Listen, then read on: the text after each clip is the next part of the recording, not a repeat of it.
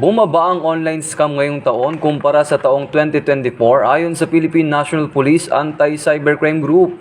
Ayon kay Police Lieutenant Wallen May Arancillo, spokesperson ng PNP-ACG, sa 3,941 na kaso ng online scams ang na-report ngayong taon kumpara sa 7,081 na kaso na naitala noong 2024. Sinabi ni Police Lieutenant Arancillo na malaking tulong ang kamalayan ng Pilipino hinggil sa social media interaction at online transactions.